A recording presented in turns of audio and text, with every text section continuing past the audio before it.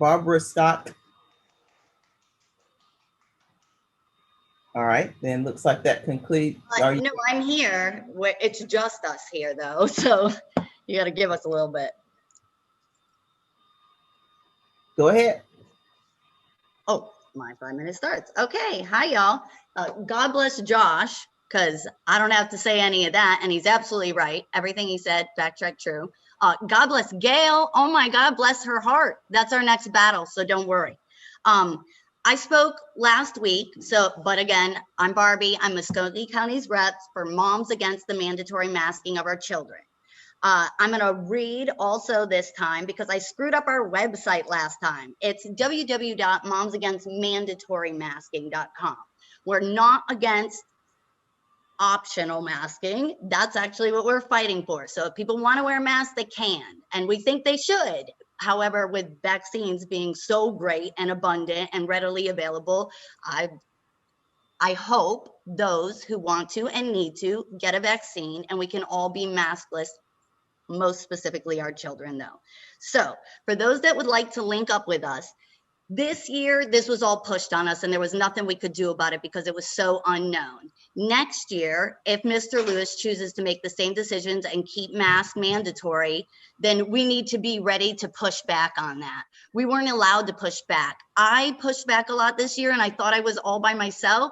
Come to find out, after last week, there were tons of people just asking very common sense questions and getting non-responses just like me. We just asked, what are the goalposts? What are the numbers? Like, we get it that it's unknown, but what markers do we have to get to go back to school? What do we have to do for you not to tell us a week before school's about to start that school's not going to start for another 2 weeks? We need to just be able to be more involved in the decision-making process in Muskogee County. Like, it's either our school district or it's not. And so we need to have a say, even though we're not just going to sit here and parrot everything everyone wants us to say. And so, yeah, we're the odd men out here. We get it. We know, like, that's just how that goes. But if we're going to be an educational and academic institution that just says, do as you say, do as we say, rather than ask questions, and this is why we're doing it, and this is who's involved, then that's not very educational or academic. I would go off like that. This is sad, what I'm about to say, but we are where we are. The thing that makes science science is that it welcomes an opposing view.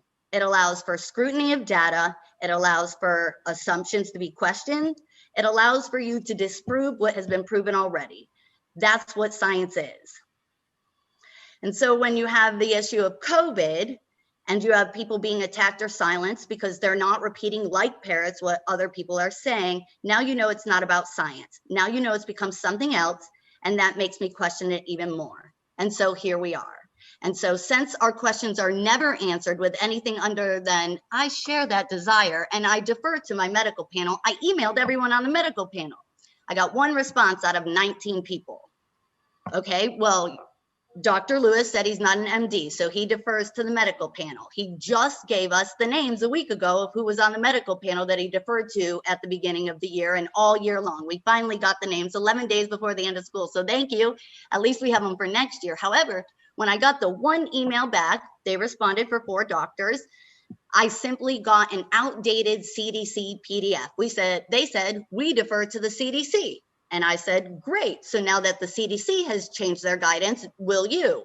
No response. So that's all I get from the medical panel, but I didn't elect the medical panel, and the medical panel is obviously not mine and doesn't work for me. So I'm not really sure why we need a medical panel if they're just going to defer to the CDC.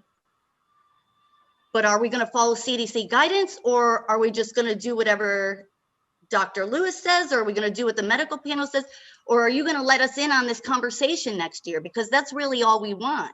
We just want optional masking, and I don't really see how you can mandate it, but I do want to make sure we're organized next year in case you do, or in case you do it again for a next one, or even for the next battle. So anybody that just wants to be a part of speaking back with Muskogee County School District, we're here. We can see why nobody comes and nobody's involved. Nobody shows up. The school board's not even here.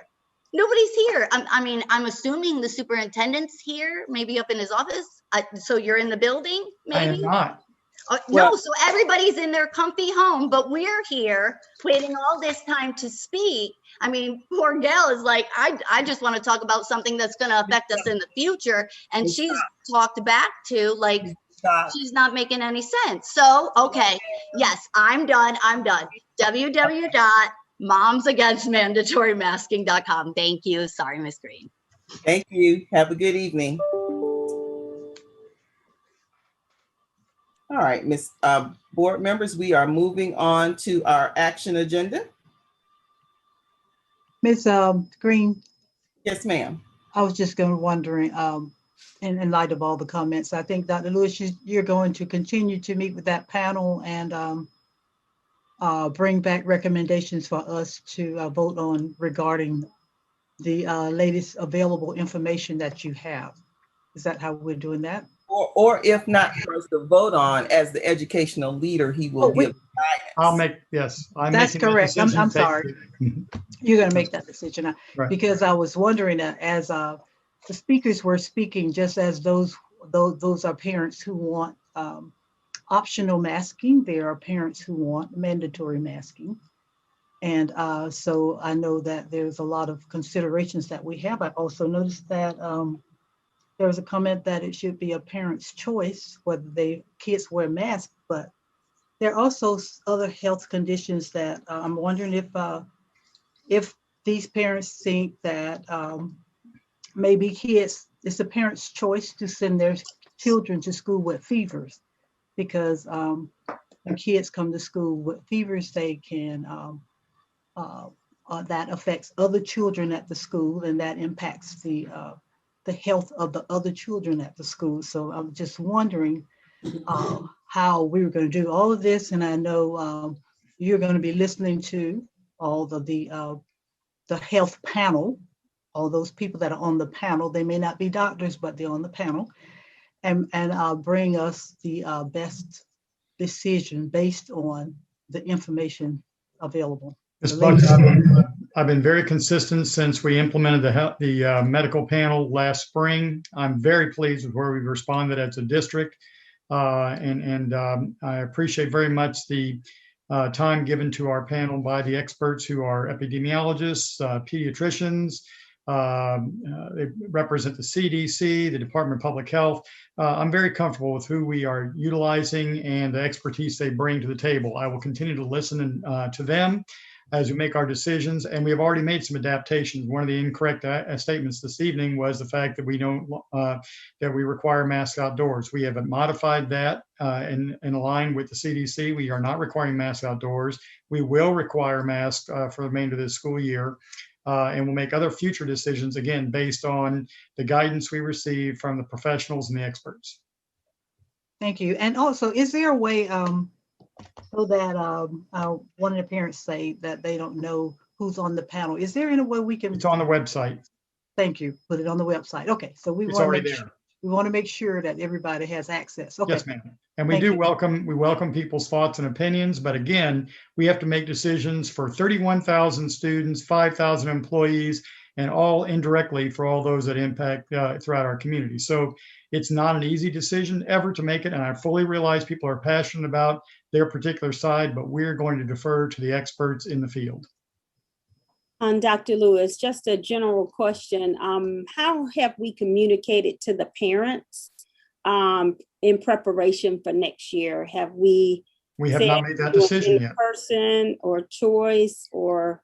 We have said for the last 2 months that we are going to be going back in person.